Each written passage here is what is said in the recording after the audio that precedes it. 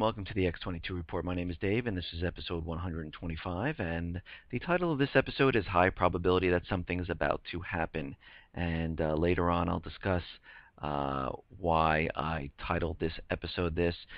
But first, let's look at the stock market. It looks like the S&P is over 1,700 today. The Dow is up. All eyes on the stock market. Do not look at the economy. Because there's a complete disconnect, and the Fed wants everyone to look at the stock market, and they're using that as the gauge of how the economy is doing, which really has nothing to do with the economy. But let's get into the economic collapse news, and we start off in Greece, and the IMF is telling the lenders that they need to forget about, 7.4 billion of its loans, and the Eurozone government should be prepared to write this amount off. Why? Because Greece is in so much debt that we cannot pile on any more debt, so we need to write off some of the loans so they're not so much into in debt. And you see how this is playing out. Greece is having a very tough time. They will not be able to make it. You cannot pile debt upon debt upon debt. Just use use your own family and common sense. If you have a family and you're making $40,000 a year or so, and you have debt of $100,000 or more in credit cards, and you want to add on another $50,000 of debt, it gets impossible to make those interest payments on the debt. Forget about the principal. You can barely make those payments. And what you end up doing is you're taking out more debt just to cover those interest payments, and sooner or later it's not enough because you're not bringing in enough. You're not the amount of interest payments gets larger and larger and larger, and before you know it, it can't be sustained. And that is what's happening in Greece. And again, with the Greece unemployment skyrocketing, they have to lay off another 25,000 people just to get more debt, which makes no sense. So the people aren't contributing back to Greece to help with taxes to pay off the debt. So it's a cycle that will be never ending, and they'll never get out of this situation the way it's happening. Okay. Now S&P, if you remember, they are being sued by the U.S. government because they gave them a bad rating, and the U.S. government was really ticked off about this. They have lost a lot of their market share, and they weren't able to rate the U.S. this time, and that's why they sued them, because they didn't want them to downgrade the U.S. again. They also the U.S. government also did not allow another rating agency to rate the U.S. because they didn't want to be downgraded. But S&P has lost a lot of their market share because of this. And to get their market share back, what they have done was they have given positive ratings to U.S. banks in return to hire S&P back. So to me, it seems like it's kind of a blackmail type of thing. S&P says to banks, we will rate your bonds, very well if you hire us back. So what kind of rating is this? It seems like it's a blackmail type of rating. And can we really believe these rating agencies anyhow? Because back in 2000, prior to 2008, they were rating the subprime mortgage securities as AAA, and those completely fell apart. And we also have to remember back then, Goldman Sachs was selling these but betting against them at the same time, and the rating agencies gave them a AAA rating, and other financial institutions and people were purchasing these securities like crazy. And eventually it all fell apart, and nothing really happened to the rating agencies that completely rated them AAA, but the investments really weren't. Okay, let's move on here. Now, car sales have missed their expectations across the board. Ford, GM, Chrysler. For Ford, Their estimates were 17%. They only came in at around 11%. GM, their estimates were around 20%. They came in around 16%, and Chrysler uh, was supposed to be 16%, and they were down at 11%. And you have to remember, the American people out there purchasing a car, if you're underemployed, you're not going to buy a car. If you're unemployed, well, forget that. Most of these people who have lost their jobs, who are out of work or on disability, their credit has been suffering. They don't have the disposable income to put the down payments on a car. So, how possibly can the auto industry create these huge amounts of sales? It makes no sense. What does make sense is that their sales are declining because guess what? Retail is declining. Retail stores are closing. We are seeing this all over the place. So for them to expect these high sales rates is kind of ludicrous. But again, to everyone else who's seeing the unemployment at only 7.6 and they think things are getting better, they think everyone, all these automobile companies should be doing a lot better because they believe that these people who had full-time jobs, who have part-time jobs, should be buying vehicles at this point. Instead, these people are not buying vehicles. They are just trying to make it through every single day and pay their bills with food, rent, because they lost their home, and the basic necessities and have no other disposable income, especially not enough to buy a home or a car. Now, the unemployment rate is up in 90% of the U.S. cities. But how could that be? Unemployment's at 7.6%, and the Fed says it's going to get better. Well, again, we have to remember that the unemployment calculation has been manipulated and changed since 1994. They don't count the people who stop looking. They don't count the underemployed. So to everyone else, it looks fantastic. But when you dig a little deeper and you go and look at each city, they're saying the Labor Department is saying that the unemployment rates rose in 347 large metro areas in June compared with the previous month. So to me, this is showing that unemployment is actually getting worse, not better. Now, U.S. home ownership falls to another 18-year low, and this report goes on to say home ownership rate in the U.S. has dropped to its lowest level in almost 2 decades after declining for several years. The U.S. home ownership for the second quarter of 2013 is 65%, according to the latest data from the Census Bureau. And guess what? The number of American homeowners has never been this low since the fourth quarter of 1995. So it just goes to show you, with the plunge in mortgage applications and the rise of interest rates, people, of course, people being unemployed, underemployed, which means they're people who foreclosed on their house, or if we look back, those people who have foreclosed way back don't have the credit and the ability to purchase a new home. And this is why we're seeing the decline and the loss of home ownership. But who is buying all these homes? Hedge funds, foreign investors in cash. We're seeing these homes being purchased by everyone but Americans. And the hedge funds are turning around and renting these properties.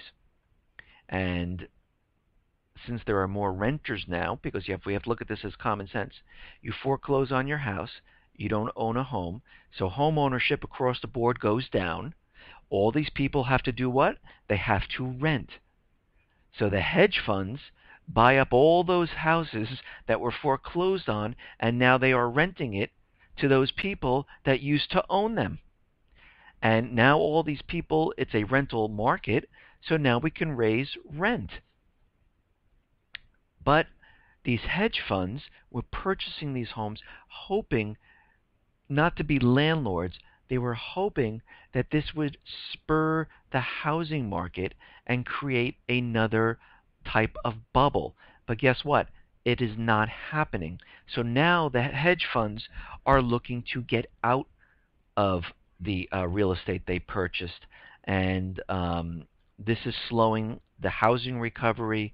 It's slowing the amount of houses that are being sold, and we can see this from all the different indicators: the mortgage applications, the amount of people who are renting, the Fed still purchasing the mortgage-backed securities from the the banks at what is it, 45 billion dollars for a total of 85 billion, which includes Treasury bonds. So the banks still have tons of foreclosures on their books. They just don't want to release them all yet because that's sitting on their books and it makes it look good. And they'll just wait around for the Fed to come by and purchase them and give them full price on those homes instead of foreclosing on them. Okay, now there was an interesting report where the Fed moves to create frightening hyperinflation, and was on King World News, and Keith, who was being interviewed by Eric King, he goes on to say, right now the Fed buys 85 billion of treasuries each month. I expect to see that number dramatically increased, and it will cover stimulus at some point as well as treasury purchases. So including the additional stimulus that will come from the Fed, I expect to see that 85 billion monthly figure increase to 170 billion and eventually to 420 billion. This is because the already dire economic situation in the United States is going to deteriorate considerably from here. And this goes on to say that we will see the hyperinflation like we saw in the Weimar Republic, where in 1919 and by 1923, the amount of money that was being printed and the amount of hyperinflation was incredible. And way back in episode 6, I believe, 6 through 6, 7, 8, 9, I think that's what I did, when I talked about the Great Depression and I compared it to the Weimar Republic, and I had some examples in there where this man went into a coffee house and he sat down and it was 100. I'll just use dollars for this example. It was $100, and when he came out of the when the bill came for that cup of coffee, it was 150 at that time, and that's how fast the hyperinflation was at that time. And what this, going back to what I was talking about, and what the Germans did is, they ditched their currency that was completely out of control, and they replaced it with a Rentenmark, and it was backed by rye and some gold, rye that they used to make rye bread, and the people didn't care. They just wanted something that was stable. And what this report goes on to say is we're going to see the same type of thing happen here. And if you don't believe it can happen in the U.S., it says, we have seen this before in the United States. And we have seen hyperinflation. What they're saying is that if we look back in American history, the currency became worthless under the Continental Congress, and it happened again in the American Civil War. So we have seen this in the U.S., and we've seen this, and it's going to happen again. Now, this kind of leads into what I said yesterday about this fall, part one of the collapse, where I said the Fed is going to say they're going to taper, and then we're going to have some type of event happen, and they will have to start to double their printing of money come the spring. And this is kind of leading right into what I said yesterday. But let's move on here. Now, a couple episodes back, I said the U.S. is not going to leave Afghanistan, and there were a couple of reports that came out saying, we are going to leave, no, we're not going to leave, and now John Kerry says the U.S. has no plan to withdraw from Afghanistan, and the reason for that is because of the natural resources that are in Afghanistan. They have a huge copper deposit. They have a huge lithium deposit. They have they're growing poppy plants, which is used to create opium, which they sell on the drug market. So there's a lot of natural resources there in Afghanistan. China's making a play to get involved and help the Afghanistan people with the copper deposit, and they're trying to set up deals. And the central bankers, as we know, will never ever leave a country with so many natural resources to China, to Russia, to anyone else that does not have a Western central bank and does not use the US dollar as the reserve currency. So, again, the United States is not leaving Afghanistan, and it's great how John Kerry words this. We are drawing down, not withdrawing. So, we are keeping troops there to protect the natural resources for the central bankers. Now, we know there's an uprising in Egypt, and they threw Morsi out, and they have a couple of laws where they're not allowed to do sit-ins, and they don't want people protesting. And this is because the government, U.S. government, central bankers are putting pressure on Egypt to they need to keep the puppet government that they have right now intact, and the U.S. dollar is the reserve currency, and the central bank intact. And the Obama stopped the delivery of the F-16 fighters because of the unrest there, and those are supposed to go to the puppet government that's controlled by the U.S., and they're holding it back, waiting to see what happens. But they're going forward with their major military exercise called Bright Star in Egypt, interesting, in September. And I'm just curious that they're deciding to move ahead with this in September. And we have to remember there are a lot of things happening this fall. In September, the fiscal budget ends September 30th for supplying weapons to Syria. So they need to get the war started there. We're having this Bright Star military exercise, and are they using this as a cover to bring military forces into Egypt to take control and to make sure they have control in Egypt? And this report goes on to say the United States still plans to hold a major military exercise called Bright Star in Egypt in mid-September, even after the Egyptian military's toppling of the president and the violence that has ensued. And Hagel says we're planning on going ahead with it, and they're monitoring the situation, but it's full steam ahead. Now, Japan is preparing for World War III, and one of the ways we said that I said this in episodes back is that they need to get out of their pacifist mode, and they need to change their constitution that they have. And the prime minister came out saying that we need to change the constitution Nazi style, and this, he took a backlash for this, and he retracted what he said.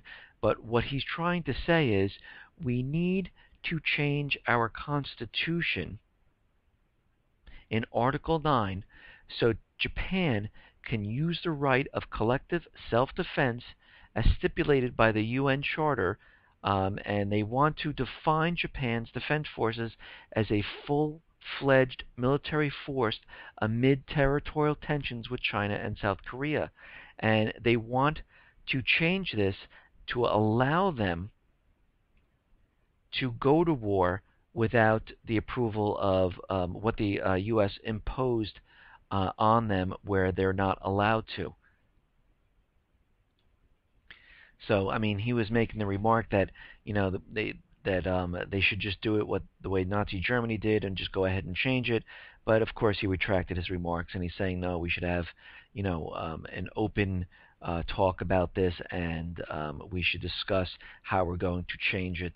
And I think what's happening is they're getting very nervous with this war looming over all these countries, and the Prime Minister wants to start to change things quickly so they have the ability to create the forces that they need when this whole thing goes down.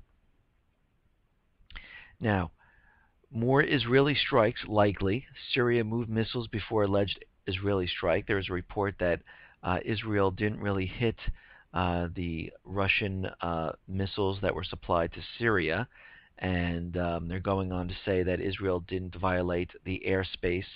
But let me ask you: if a plane, a warplane, is right outside the country and they fire a missile into the airspace, isn't that the same thing? They're destroying something inside the country. So let's use an example. If China was flying their plane outside of the U.S. airspace, but they fired a missile into the U.S., doesn't that constitute an act of war? I would think so. But we're seeing that, as more of these missiles are brought in, we see that Israel is going to take the approach that they can go in and bomb Syria. And again, they're provoking Syria into doing something. And I hate to say it, but this is an act of war on the part of Israel. Now, in Aleppo, they're trying to erase the evidence implicating the West with the chemical weapons. A political expert says the recent massacre in the Syrian town of Khan al-Assal was a Western-backed measure to cover up the militants' use of chemical weapons there back in March. And what this goes on to say is that the evidence on the ground in Khan al-Assal had to be erased to prevent grave criminal implications for Western governments and their covert involvement in Syria's 30-month-old conflict. So Russia has already said it was the rebels that used the chemical weapons. The UN, their first report was that the rebels used the chemical weapons. Then the United States stamped its feet, carried on, so the UN went back in and said, okay, both sides used it. France, England is backing the U.S., of course, saying that Syria's government used the chemical weapons. And Syria said they have found a stash of the chemical weapons in the rebel camps. So here we see now that they were erasing evidence and covering things up in Aleppo, so the U.S. is not implicated in any of supplying these chemical weapons to the rebels, even though the rebels are the paid mercenaries of the government. All right, let's move on here. Now, South Korea plans to spend billions on missile shield. What they're doing is they are creating a shield of missile to protect them against China and North Korea. And they are creating, they are spending a proposal asked for funding to modernize South Korea's arsenal of U.S.-made Patriot Advanced Capability 3 missile interceptors and to acquire new PAC-2 missiles. And it goes on to say, we are putting efforts into procure weapons to establish the kill chain to preemptively detect and strike North Korea missiles and establish the shield, which is capable of intercepting the enemy's missiles. So they're looking and getting prepared for this war that is coming. And now Russia, on the other hand, is creating a single defense center. Russia has started to create a single defense center commanding all military and emergency operations from one location. National State Defense Center will supervise strategic nuclear forces, military administration issues, and everyday life of the armed forces. And they are getting and preparing everything. All right, let's move on here. Now, the White House is extremely disappointed that Russia gave Snowden asylum in Russia. And they're calling, of course, Snowden a traitor, that he leaked secrets from the NSA. But we really have to think about what our government, the U.S. government, has done. First, the NSA violated the Fourth Amendment by spying on American people.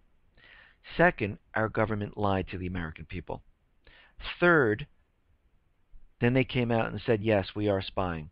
And they said, but we're only collecting the metadata. So they lied again, and they came out and said, Oh, wait, we're not just collecting the metadata, we're collecting every single phone conversation and all the emails, but we're not looking at them. Does anyone believe this anymore? So, who are the traitors to the Constitution? The government. They have lied to the American people so many times. They have violated the Fourth Amendment, but they're calling Snowden, who reported on them, on the NSA and the government, who is spying on Americans illegally, and they want Snowden to be termed as a traitor and a spy, and but he is really a patriot because he was doing his duty as a patriot and observing the Constitution and saying that no, this isn't right. You are not allowed to spy on the American people, and this is completely illegal.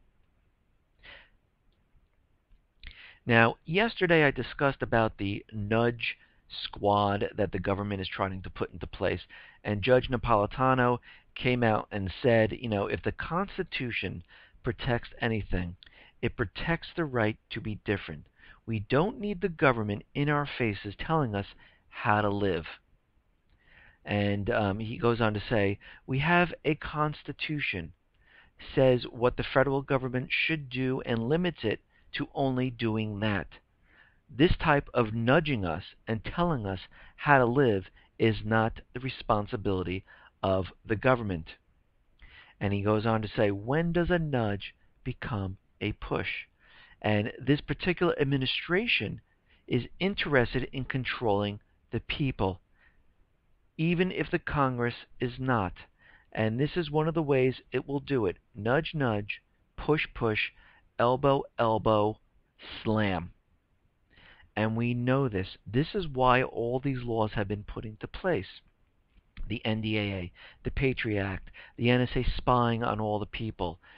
It is a complete control of the people. They need to control the people. They need to get the weapons away from the people. They need to take away the rights of the people.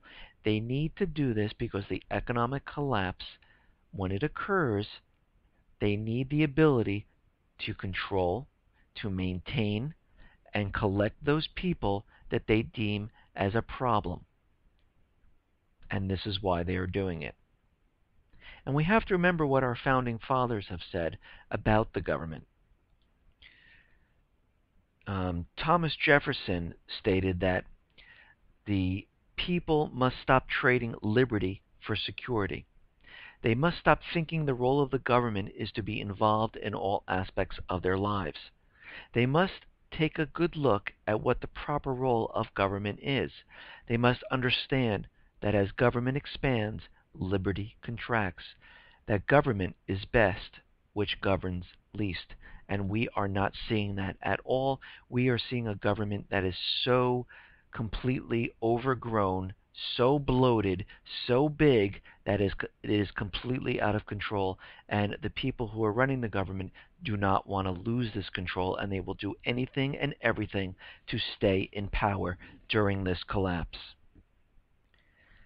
Now, back in 2008, the Canadian government and the U.S. government signed a civil assistance plan which allows the Canadian Armed Forces to come into America if there is some type of problem. And this goes on to say, the two countries signed the Canadian-U.S. Civil Assistance Plan, a bilateral document that facilitates the movement of military members from one nation to support the armed forces of another nation during civil emergency.